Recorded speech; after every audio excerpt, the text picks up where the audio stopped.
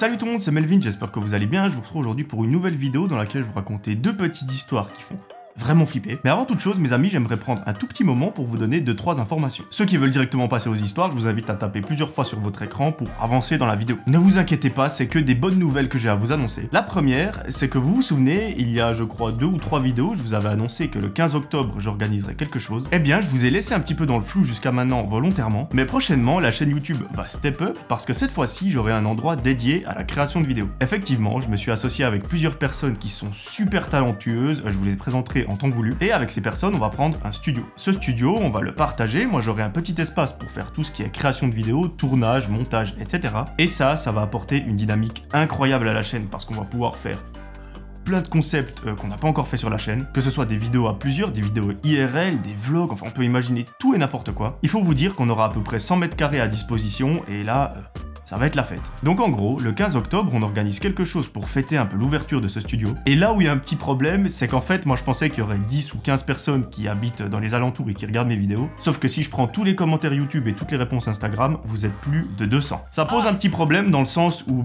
comme je vous l'ai dit, je ne suis pas seul dans ce studio, donc faire venir 200 personnes, ça pose beaucoup de problèmes à plusieurs niveaux. Que ce soit au niveau de l'organisation, de la place disponible, de la sécurité, enfin, beaucoup de choses. Donc malheureusement, je ne pourrai pas inviter tout le monde. Du coup, ce que je vais faire, c'est que ce mercredi, donc le 14 septembre à 18 h, je vais publier sur Instagram un sondage. Si vous pouvez, et surtout si vous voulez vous rendre dans le canton de Neuchâtel en Suisse le 15 octobre, il faut absolument répondre à ce sondage. C'est en gros le seul qui sera pris en compte. Parmi toutes les réponses positives, j'en choisirai 10, 15, 20, 30. Je sais pas encore le nombre exact et je vous communiquerai les détails en message privé. Désolé aux personnes qui n'ont pas Instagram, mais malheureusement sur YouTube, je ne peux pas vous contacter en privé, tandis que sur Instagram, je le peux. Donc mettez un rappel, le mercredi 14 septembre à 18 h, je mettrai un sondage qui durera 24 heures sur Instagram et il faut absolument aller y répondre. Comme ça, j'en profite aussi pour vous dire de me rejoindre sur ce réseau social parce qu'on poste plein de stories tous les jours et c'est super cool. En tout cas, moi je me réjouis énormément de vous rencontrer sur place, ça va être incroyable. De pouvoir mettre des visages à des commentaires YouTube, ça va être juste ouf. Deuxième chose que j'ai à vous annoncer, vous vous souvenez, je vous parlais d'un nouveau concept qui va arriver sur la chaîne. Je vous ai un petit peu menti, en fait, c'est 3 concepts sur lesquels je travaille. Quand je parle de concepts, c'est des choses nouvelles qui vont arriver sur la chaîne ou autre part. Et l'un d'entre eux va probablement sortir d'ici 1 à 2 semaines. Je vous spoil pas, ce sera un autre type de contenu qui sera peut-être pas sur cette chaîne, mais si vous me suivez pour la manière dont je raconte les histoires, ça risque de vous plaire. Et une chose que je suis trop content de vous annoncer, c'est que pendant la semaine d'Halloween, il y aura chaque jour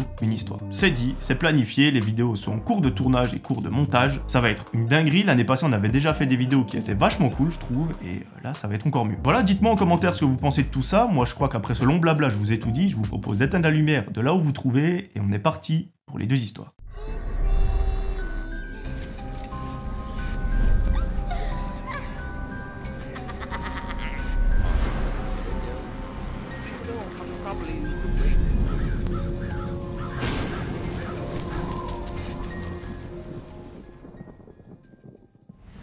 La première histoire, c'est celle de Camille. Au moment où tout ça se passe, Camille a 26 ans, elle a un métier un peu particulier, je reviendrai dessus après. Elle a un copain, elle a des chats qui sont trop choux, bref, dans sa vie, tout va pour le mieux. Concernant ce qu'elle fait pour gagner sa vie, elle est femme de ménage dans une très grande maison, là où habitent de riches célébrités. Bien évidemment, pour des raisons de confidentialité, elle ne nous dit pas les noms, elle ne nous dit même pas le pays où ça se passe. Pour tout vous dire, l'histoire est en anglais, donc partez du principe que ça peut se passer absolument partout. Au-delà de faire le ménage dans cette maison, elle nous raconte qu'elle veille à ce qu'elle soit en bon état globalement, que personne ne s'y introduise, qu'elle soit propre constamment. Parce qu'en fait, les propriétaires de cette demeure, eux, ne sont là que 2 mois par année. Ils voyagent à travers le monde un peu tout le temps, et du coup, elle a l'impression de faire un travail qui est pas très utile, mais en même temps, elle gagne très bien sa vie, donc c'est pour ça qu'elle le fait. Effectivement, est-ce que ça vaut la peine de garder une maison très propre, H24, toute l'année alors qu'on n'y est que 2 mois par année? Je suis pas certain, mais voilà, quand on est riche, on a de l'argent, et quand on a de l'argent,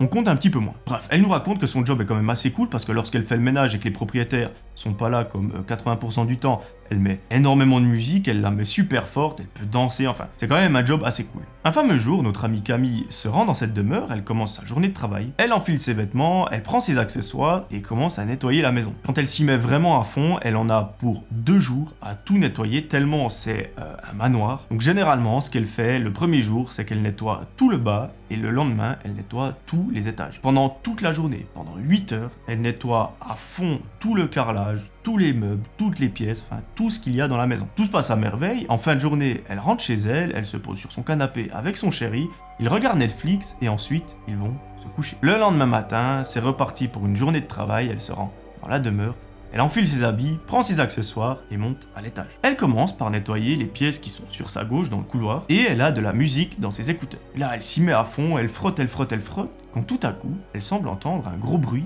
qui provient de la porte d'entrée. Sur le moment, ça la surprend un petit peu parce qu'elle se dit que la maison est censée être inhabitée à ce moment-là de l'année. Elle décide d'enlever son écouteur, d'écouter un petit peu ce qui se passe en bas. Elle entend rien du tout, elle le remet et continue de frotter. Pendant plusieurs minutes, rien ne se passe, elle continue de nettoyer plusieurs pièces de la maison. Elle fait ça comme une chef lorsque tout à coup, un autre bruit provient du même endroit. Là, pour Camille, c'est un petit peu bizarre, elle renlève son écouteur. Elle entend 2-3 tout petits bruits qui proviennent de la porte d'entrée, mais elle pourrait pas vraiment dire de quoi il s'agit. Mais cette fois-ci, elle décide quand même de descendre pour voir un petit peu ce qu'il se passe. Elle, ce qui lui fait le plus peur, c'est que ce soit une personne qui s'introduise dans la maison, qui commence à voler des objets. Généralement, dans une telle maison, les objets, c'est pas 5 ou 10 balles, c'est plutôt 5 ou 10 000 balles. Donc, si elle peut éviter les problèmes avec les propriétaires, elle le fait. Bref, elle descend dans la cage d'escalier, elle voit qu'il n'y a personne, la porte d'entrée est entrouverte, mais elle se dit voilà, aujourd'hui on est dans un jour où il y a beaucoup de vent, il y a de l'orage, peut-être que je l'ai mal fermé lorsque je suis entré, le vent l'a poussée, ça l'a ouverte, et c'est une coïncidence. Elle décide de la refermer comme il faut, elle remonte et continue son travail. À partir de ce moment-là, plus rien ne se passe. À la fin de la journée, Camille a terminé, elle redescend vers la porte d'entrée, elle enlève tous ses accessoires, tous ses vêtements de travail, elle se change et elle remarque que sur un meuble qui est à l'entrée, il y a une sorte de trousseau de clés. Elle se dit mais c'est bizarre parce que ce meuble, je l'ai vu en entrant, il était absolument vide, il n'y avait rien dessus. Et là, il y a 2-3 affaires qui n'étaient pas là au début. Alors elle se dit à ce moment-là, soit c'est moi qui ai complètement badé, et en fait il y a tellement de meubles dans la maison que je l'ai confondu ou je ne sais quoi, ou alors il y a vraiment quelqu'un. Pour des raisons de sécurité, elle nous explique qu'elle fait un tout petit tour en bas dans la maison pour voir s'il y a quelqu'un dans le salon ou je ne sais quoi, dans les pièces principales, mais s'il n'y a personne, elle va pas chercher plus loin. Ce qu'elle va faire, c'est que s'il n'y a personne, elle va essayer de joindre les propriétaires par téléphone pour voir si c'est eux, et si jamais, elle avisera. Ce qu'elle a envie d'éviter un maximum, elle, c'est de rencontrer quelqu'un qui lui fasse du mal, parce que s'il y a quelqu'un dans la maison autre que les propriétaires, c'est probablement une personne mal intentionnée qui est là pour voler ou je ne sais quoi. Donc elle tient à sa sécurité quand même, et je pense qu'elle a raison. Bref, au bout de 15 minutes à fouiller la maison dans les pièces principales, elle voit qu'il n'y a personne, elle décide de retourner à la porte d'entrée et de sortir. Sur le chemin qui l'amène vers sa voiture, elle prend son téléphone, elle appelle le propriétaire, mais malheureusement, celui-ci ne décroche pas. Pareil pour sa femme, elle ne répond pas, donc elle a aucun moyen de les joindre. Elle se dit, je vais pas forcément faire déplacer une patrouille de police pour ça, parce que si ça se trouve, c'est juste moi qui ai badé lorsque je suis entré, je me suis dit qu'il n'y avait pas de clé, alors enfin bref. C'est moi qui ai évadé. Donc ce que je vais faire, c'est que demain, lorsque je me rendrai dans la maison pour une énième journée de travail, je vais voir s'il y a des choses bizarres qui se passent, et si c'est le cas, là j'appelle la police. Bref, Camille rentre chez elle, elle passe la soirée avec son chéri, tout se passe à merveille. Vers 23 h, elle va au lit et elle s'endort.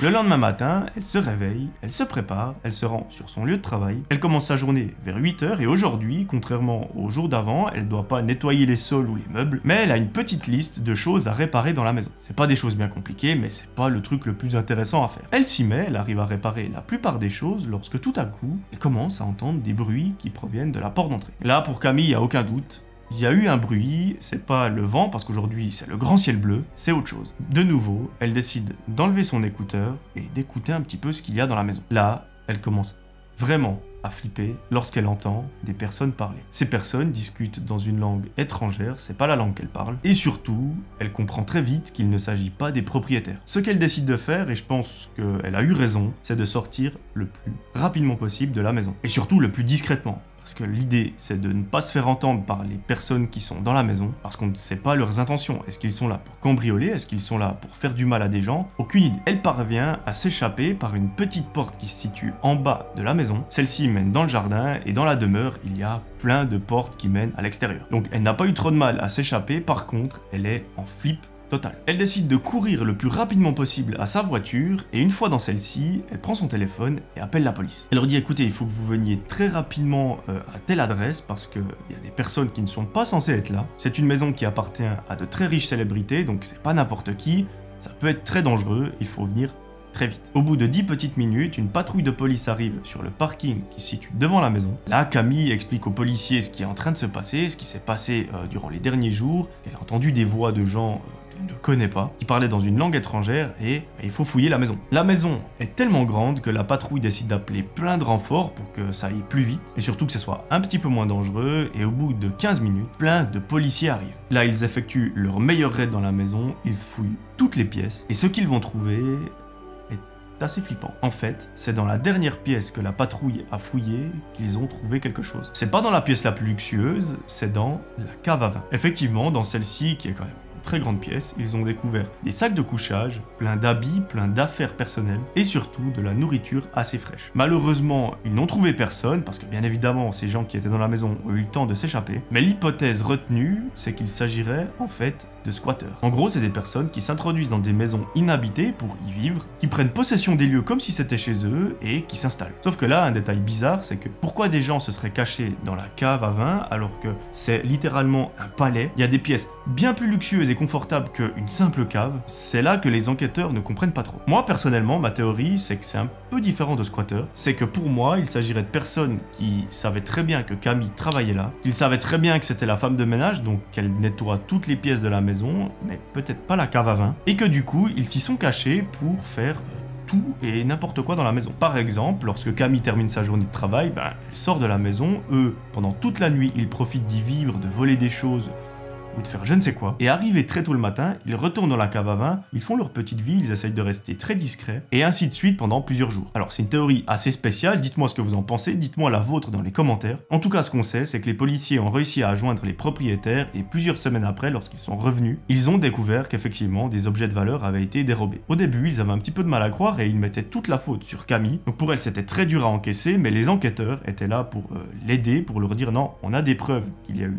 des personnes dans cette maison. Donc les probabilités que ce soit elle qui ait volé, elles sont absolument de zéro. Camille, après cette histoire, elle nous raconte qu'elle a démissionné parce que pour elle, être dans une très grande maison comme ça, qui fait quand même flipper, hein, les manoirs super grands quand on est tout seul et qu'il y a de l'orage dehors, c'est pas le truc le plus rassurant. Mais alors en plus, quand on sait qu'il y a eu des personnes qui étaient là au même moment que nous, qui se cachaient, j'ose pas imaginer. Aujourd'hui, elle est super heureuse, elle nous raconte qu'elle a retrouvé du job et que tout va bien dans sa vie. Donc j'ai envie de dire tant mieux. La deuxième histoire, vous allez voir, elle va être très courte et surtout, elle reste inexpliquée. Cette fois-ci, c'est Louis qui nous la raconte. À ce moment-là de sa vie, Louis est concierge dans une école, il nous raconte que c'est un job qui lui plaît énormément, c'est surtout le côté social qui lui plaît, et il arrive gentiment au bout de sa deuxième année dans cet établissement. Il nous raconte que le début de sa carrière ici a été marqué par un événement très tragique, car une étudiante a perdu la vie dans des circonstances dramatiques. Il ne nous donne pas de détails sur ça, mais je pense que c'est mieux. Et lui, ça l'a beaucoup marqué, parce qu'en fait, il venait d'arriver dans la boîte, et que voilà, une chose comme ça qui arrive dès les premiers jours de travail, ça met un froid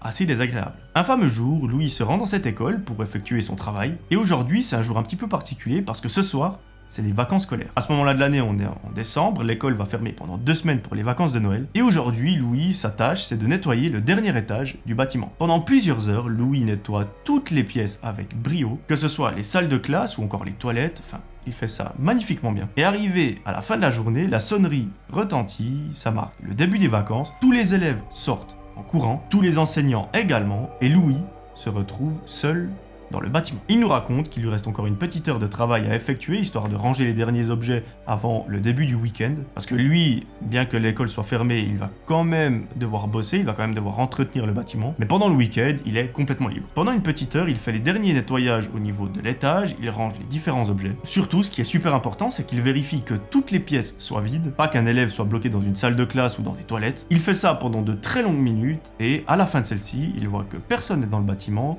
et qu'il peut donc le quitter. Il éteint toutes les lumières, il se rend vers la porte d'entrée, ferme le collège et s'en va. Arrivé aux abords du collège, il monte dans sa voiture, il jette un œil en direction du collège, et là, il voit que les toilettes du dernier étage sont allumées. Alors, premier réflexe, c'est de se dire « Mince, j'ai oublié d'éteindre une lumière, il faut que j'y retourne, ça m'emmerde, mais il faut que je le fasse. » Il rentre dans le collège, il va au dernier étage, il éteint la lumière, il voit que toutes les autres classes sont éteintes, et il redescend, il retourne dans sa voiture, et la démarre. Là, il a un réflexe, c'est de rejeter un coup d'œil vers le collège, et il voit que ces mêmes toilettes sont à nouveau allumées. Là, il se dit, c'est très bizarre, je viens de l'éteindre, à moins que ce soit une ampoule défectueuse, pas trop ce qui pourrait l'allumer. Il retourne encore une fois dans le collège, il éteint la lumière, et il retourne dans sa voiture. De nouveau, celle-ci se rallume, et là pour lui c'est complètement bizarre. Il prend son téléphone, il appelle le directeur de l'école, il lui dit « Mec, il y a les toilettes du dernier étage, qui font que de s'allumer, et ça fait 3 fois que je vais l'éteindre, elle veut pas s'éteindre. Est-ce que t'as déjà eu ça avant? Moi, en 2 ans, j'ai jamais vu ça. Pourquoi ça le fait maintenant? Au moment où il lui dit ça, le directeur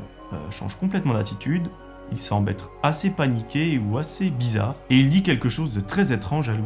Il lui dit c'est pas grave, laisse cette ampoule allumée, bien que tu aies toujours l'éteindre, elle va constamment se rallumer. Laisse tomber, prends ta voiture, rentre chez toi, profite de ton week-end et je t'expliquerai le pourquoi du comment lundi. Après cet appel, Louis rentre chez lui, il passe le week-end tranquillement à la maison et lundi matin, il revient au travail. Le directeur lui demande de venir dans son bureau parce qu'il doit lui parler. Et là, ce qu'il va lui annoncer, ça m'a un petit peu glacé le sang quand je l'ai lu. En fait, vous vous souvenez, je vous ai parlé d'un événement tragique qui s'est passé au début de la carrière de Louis, comme quoi une étudiante de cette école avait perdu la vie tragiquement. En réalité, on sait comment cette étudiante a perdu la vie, apparemment c'est elle qui se l'est ôtée dans les toilettes du dernier étage, et que apparemment, depuis cet événement, les lumières ne veulent jamais s'éteindre. Au moment où le directeur dit ça à Louis, il bade complètement, il a des frissons partout, il se dit mais c'est hyper bizarre, genre j'ai jamais vécu ça, en tout cas je l'ai jamais vu de mes propres yeux, et le directeur lui dit ben moi ça fait quand même 2-3 fois que j'aperçois ce phénomène, j'ai pas d'explication, personne n'a d'explication dans ce bâtiment, alors on n'est pas non plus tout le monde à le savoir,